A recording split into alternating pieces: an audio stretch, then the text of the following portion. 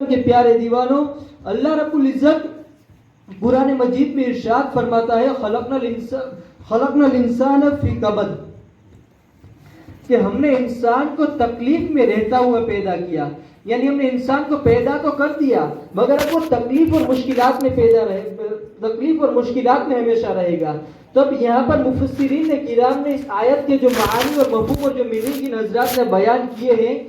انہوں نے بیان کیا ہے الگ الگ طور پر کہ یہاں پر ایک تو یہ مراد ہے کہ انسان کے پاس عقل بھی ہے،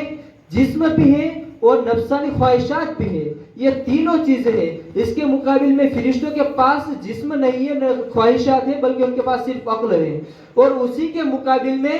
پھر جانور ہے، حیوانات ہے کہ ان کو اللہ رب العزت نے جسم اور نفسانی خواہشات تو دی ہے مگر ان کو عقل نہیں دی ہے. میرے پیارے آقا صلی اللہ علیہ وسلم کے پیارے دیوانوں، تو ان تینوں کو ہمیں مینیج کرنا ہے تو ہمارے لیے دشواری ہوگی. تو اسی دشواری کو اللہ رب العزت نے کبد کہہ کر بیان فرمایا کہ انسان تکلیف میں رہتا ہے، انسان پریشانی میں رہتا ہے. میرے پیارے آقا صلی اللہ علیہ وسلم کے پیارے دیوانوں،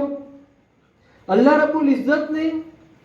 انسان کو ایک بہترین مخلوق بنایا، اس میں کوئی شک نہیں ہے.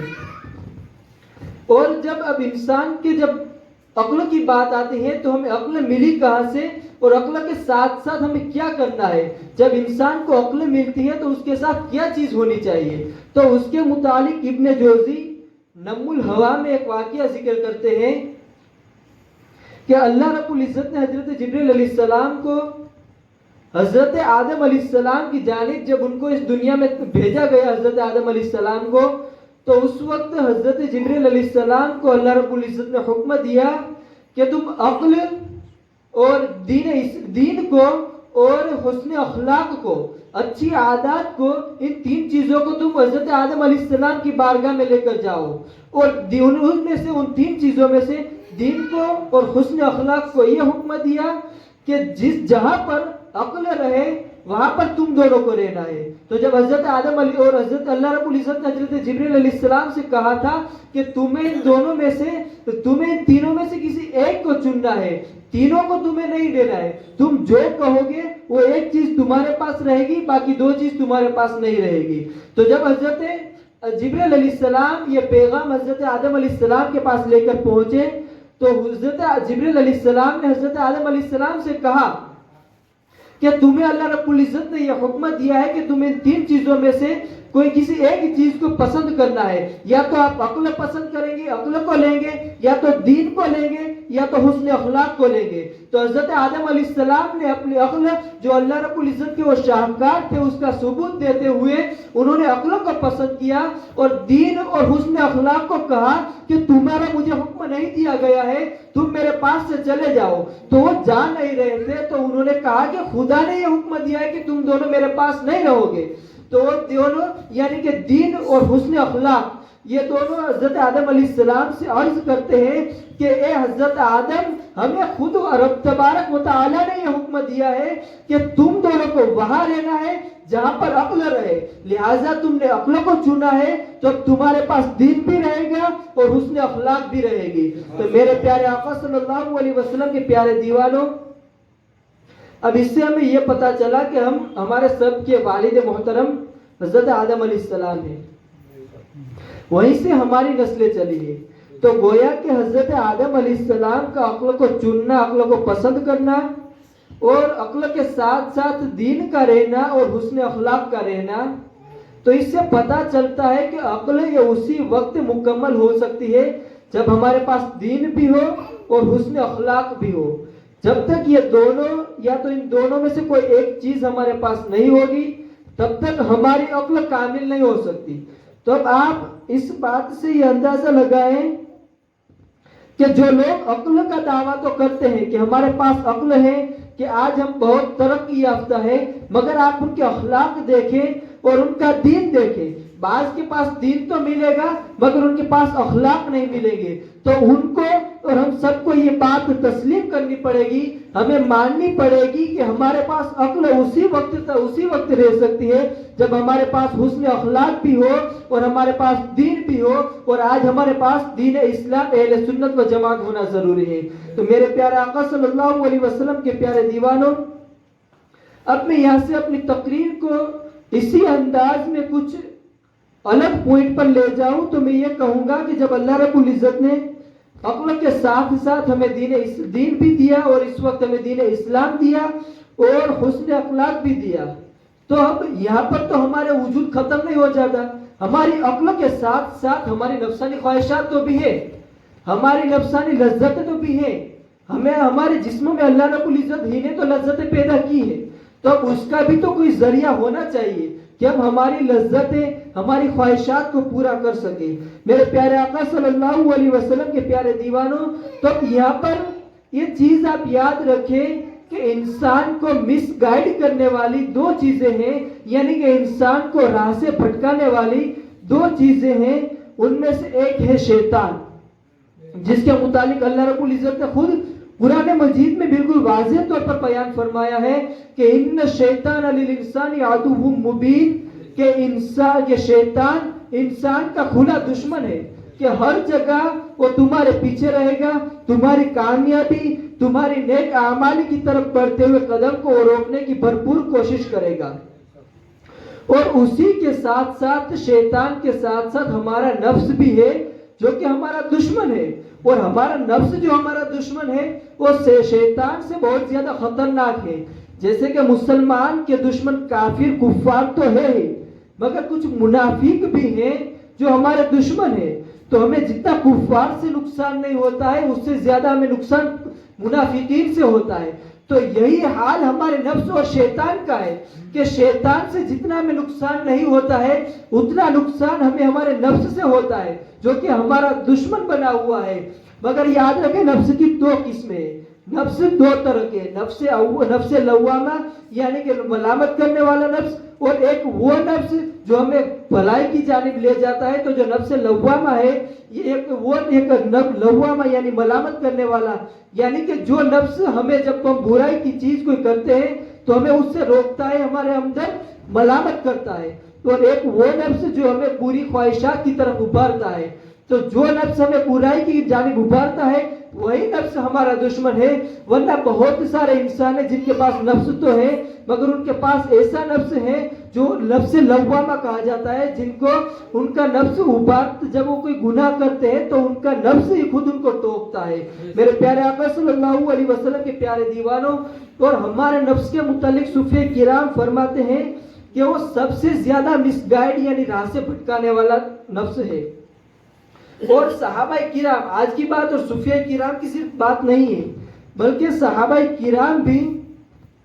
جب جنگ میں جاتے تھے، اور ایسی جنگ جہاں پر ان کو جان گنوانی پڑتی تھی، خدا کی راہ میں اور دین اسلام کی راہ میں ان کو جان نکالنی پڑتی تھی، ان کو اپنے بال بچوں کو اپنی بیویوں کو دنیا میں اکیلے چھوڑنا پڑتا تھا، اتنا بڑا جہاد کرنے کے بعد بھی وہ یہ کہتے، جب جہاد سے لوٹتے تھے تو یہ کہتے تھے رجعنا من جہاد الاصغر الی جہاد الاکبر، یعنی کہ ہم چھوٹے جہاد کی جانب سے، چھوٹے جنگ کی جانب سے اب بڑے جنگ کی جانب لوٹ رہے ہیں۔ یعنی ہم نے تلواروں کے ذریعہ تو جنگ کر لی، ظاہری دشمنوں کے خلاف تو ہم نے جنگ کر لی، اب ان کے سامنے تو ہم نے فتح حاصل کر لی، مگر اب ہمیں ایسے دشمن سے جنگ کرنی ہے، ایسے دشمن سے لڑنا ہے جو ہمارا دشمن تو ہے مگر پوشیدہ ہے، جو ظاہری طور پر ہماری موافقت کرتا ہے اور اندر سے ہماری مخالفت کرتا ہے، اور جو اندر سے ہماری مخالفت کرتا ہے۔ میرے پیارے آقا صلی اللہ علیہ وسلم کے پیارے دیوانوں،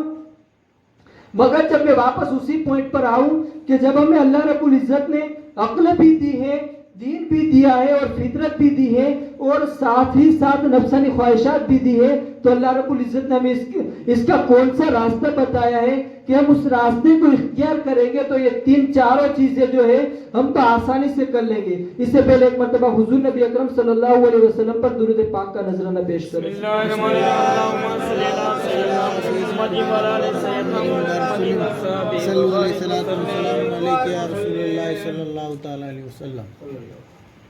تو یاد رہے کہ دین اسلام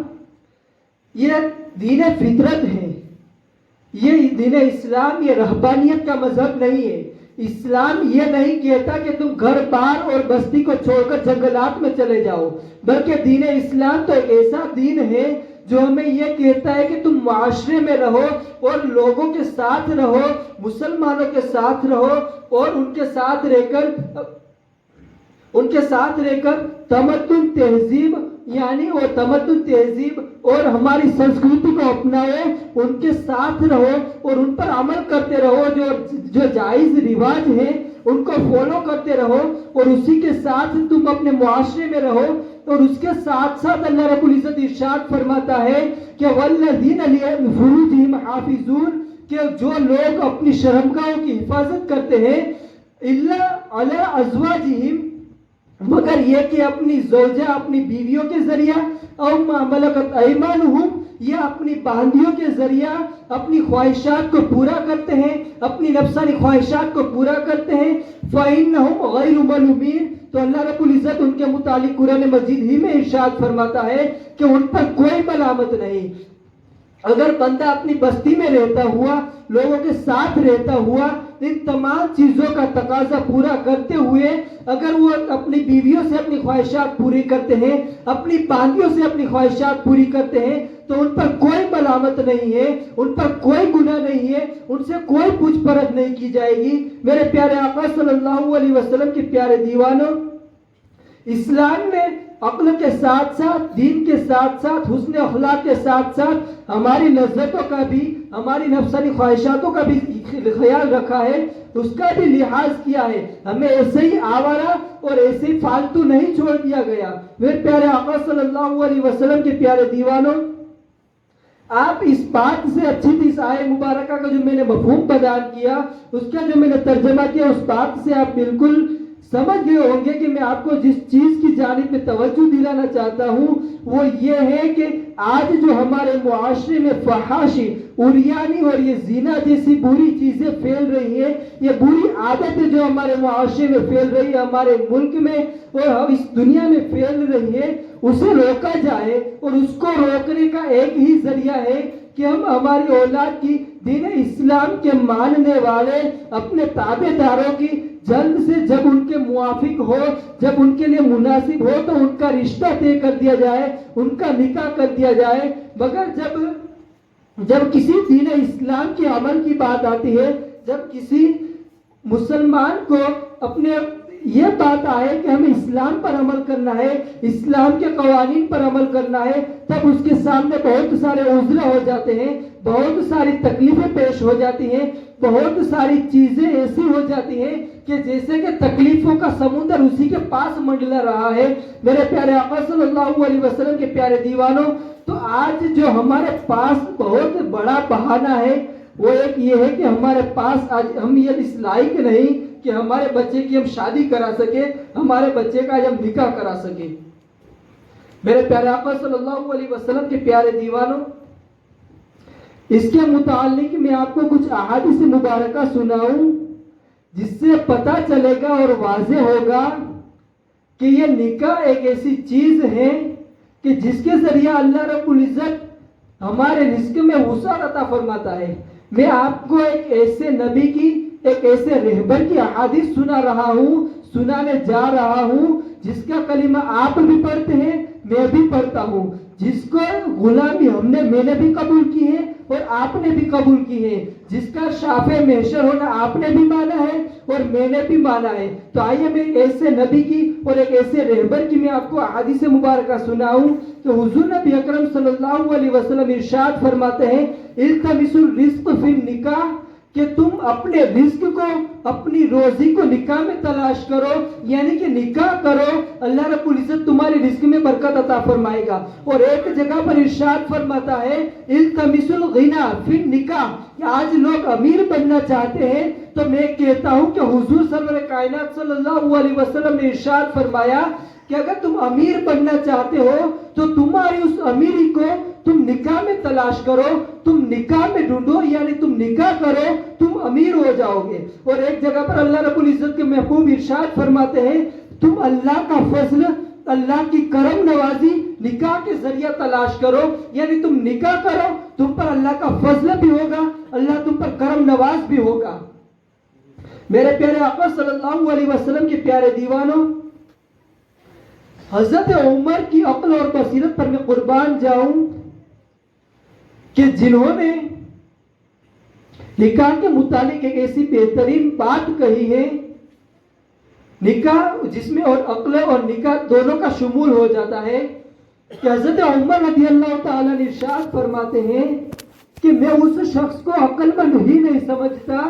جو نکاح کیے بغیر یہ چاہتا ہو کہ میں امیر ہو جاؤں۔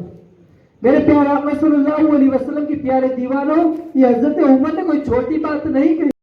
تم مالدار بننا چاہتے ہو اور آپ یہ جانتے ہیں کہ غریبی کی حالت سے میڈیم سے لے کر ہمیں اوپر کے لیول میں جانا کتنا دشوار ہوتا ہے، وہی بات حضرت عمر نے آسانی سے بیان فرما دی کہ اگر تم امیر بننا چاہتے ہو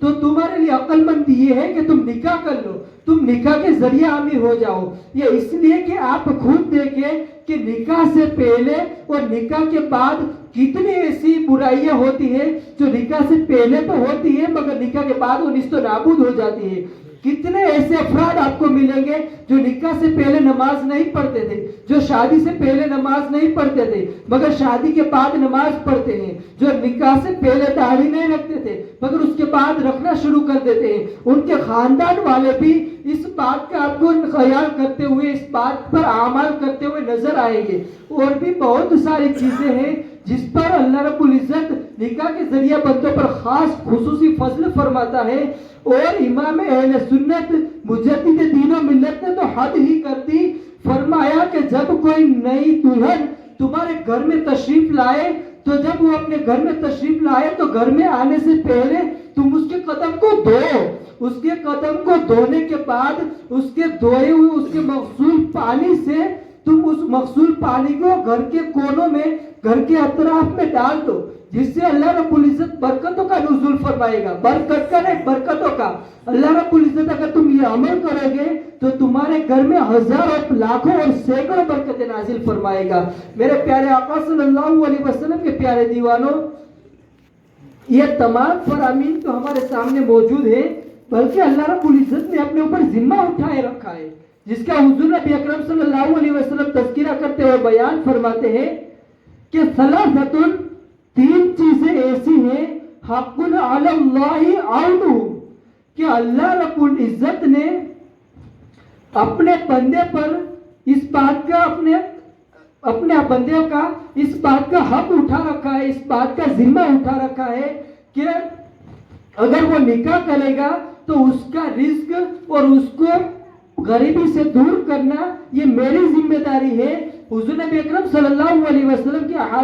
حدیث کے الفاظ یہ ہے، الناکح یرید العفا، کہ وہ نکاح کرنے والا شخص جو پاک دامنی کی وجہ سے اپنے پاک دامنی کی حفاظت کی وجہ سے نکاح کرتا ہے، کہ ایک نوجوان ہے جسے اس بات کا اندیشہ ہے کہ اگر میں نکاح نہیں کروں گا تو میں گناہ کر بیٹھوں گا، میں اپنی جو عصمت ہے، اپنی پاک دامنی ہے، میں اس کو گوا دوں گا۔ اس وجہ سے اگر وہ بندہ نکاح کرتا ہے تو اللہ رب العزت اس کے اس نکاح کی برکت سے اس پر یہ ذمہ اٹھا لیتا ہے کہ اس کا رزق میں دوں گا۔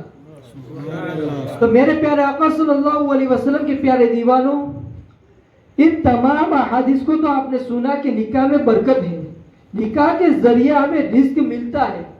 تو آج آپ دیکھتے ہوں گے کہ نکاح کے بعد بھی جھگڑے اور لڑائیاں شروع رہتی ہیں، تو اس کی کیا وجہ ہے؟ تو اس کی وجہ اگر ظاہراً دیکھنے جائے تو مجھے بیان کرنے کی ضرورت نہیں ہے،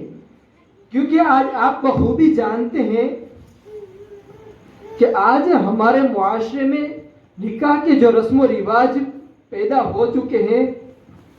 اور نئے نئے رواج جو دن بدن جنم لے رہے ہیں،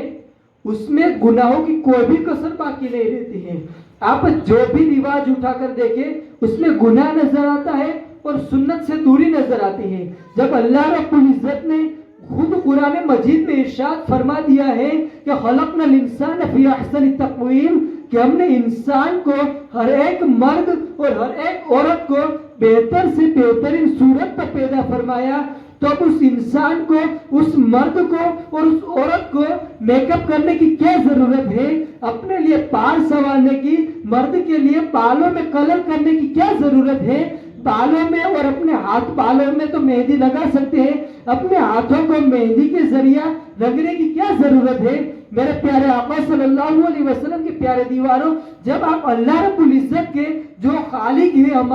ہمارا مالک ہے، جب ہم اس کے فرمان کی نافرمانی کریں گے تو کیا وہ ہمارے ساتھ یہ سلوک نہیں کرے گا؟ کیا وہ ہمیں اس کا عذاب نہیں دے سکتا؟ کیا وہ ہمیں سزا نہیں دے سکتا؟ آج اگر ہم گورنمنٹ کی ایک حکم کی نافرمانی کریں تو وہ جو چاہے ہم پر آرٹیکل لگا دے، تو کیا جو ہمارا خالق ہے، ہمارا مالک ہے، وہ جو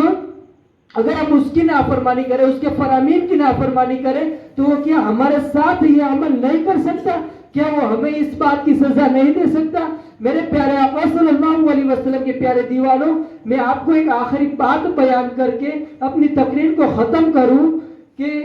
حضور نبی اکرم صلی اللہ علیہ وسلم نے ارشاد فرمایا کہ جس بستی میں ایسی عورتیں رہتی ہیں جس کے پاس زیب یعنی کہ جو پیروں میں پہننے کا جو زیور آتا ہے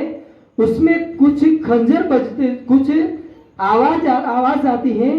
اگر اس آواز کی وجہ سے جو جنجر اور خنجری کی آواز ہوتی ہے، اس آواز کی جو ایسی اگر پازیب پہنتی ہے جس میں آواز پیدا ہوتی ہے تو اللہ رب العزت اس بستی والوں کی دعا قبول نہیں فرماتا۔ تو آپ سوچیں کہ یہ ایک چھوٹی سی چیز ہے جس میں عورت کا ظاہری کوئی دخل نہیں ہے، بلکہ وہ تو چلتی ہے اور آواز نکلتی ہے، وہ تو اس آواز کو نکالنے پر مکلف بھی نہیں ہے، وہ اس آواز کو روکنے پر قادر بھی نہیں ہے، پھر بھی اللہ رب العزت اس بستی والوں کی، اس پورے گاؤں والوں کی دعا قبول نہیں فرماتا۔ تو آج جو مرد، جو نوجوان لڑکے اور نوجوان لڑکیاں اور عورتیں آج کھلی بے حیائی اور گمراہی کے دلدل میں پھنسی ہوئی نظر آتی ہیں، تو اس بستی میں کیا کیا برائیاں نہیں ہوگی؟ کیا اس بستی پر اللہ رب العزت نظر کرم فرما سکتا ہے؟ کیا اس بستی پر اللہ رب العزت نظر کرم فرمائے گا؟ میرے پیارے آقا صلی اللہ علیہ وسلم کے پیارے دیوانوں، حضرت ابراہیم علیہ السلام کو آگ میں ڈالنے کا واقعہ تو آپ جانتے ہیں۔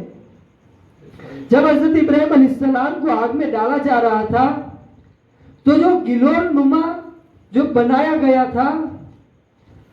تو اس گلور کے ذریعہ جب حضرت ابراہیم علیہ السلام کو آگ میں ڈالنے کا وقت آیا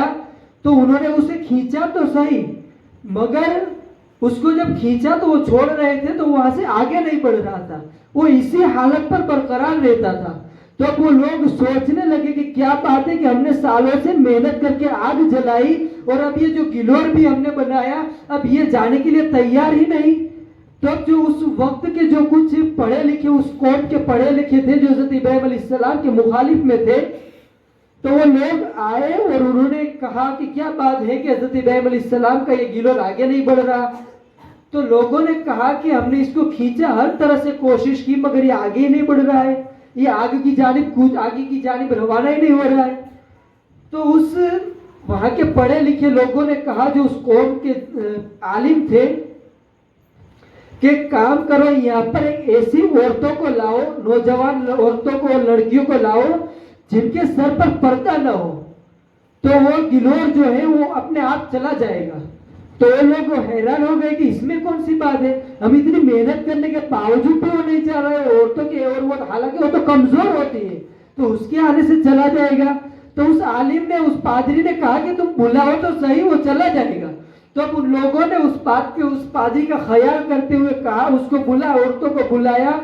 ان کے سروں سے پردہ ہٹا لیا گیا، تو واقعی وہ گلور چلا گیا۔ حضرت آدم علیہ السلام آگ میں تشریف لے گئے، پھر جو ہونا تھا وہ ہوا۔ مگر میں آپ کو یہاں پر ایک بات کی توجہ دلاؤں، پھر اس وہاں کے موجود لوگوں نے پوچھا کہ بتاؤ تو صحیح معاملہ کیا ہے، بات کیا ہے کہ وہ گلور ایسے ہی چلا گیا؟ تو اب اس پادری نے کہا کہ اصل میں بات یہ ہے کہ یہاں پر جو گلور تم نے کھینچا ہوا تھا اس کو فرشتوں نے پکڑا ہوا تھا، مگر جب یہاں پر بے حیائی آئی، یہاں پر عورتوں نے بے پردگی کی، عورتوں نے اپنا پردہ ہٹایا، تو فرشتے یہاں سے چلے گئے۔ تو اب پھر وہ گلور ان کے ہاتھوں سے چھٹ گیا اور یہ آگ کی جانب چلا گیا۔ تو اب آپ سوچیں کہ اللہ کے اتنے بڑے نبی اور ان پر اتنی بڑی آزمائش ہو رہی ہے، اللہ رب العزت اس نبی کا امتحان لے رہا ہے، جن کے بارے میں اللہ رب العزت نے کہا کہ یہ میرے دوست ہیں، یہ خدا کے خلیل ہیں، اور ہم تو ان کے نالائق اور گنہگار بندے ہیں،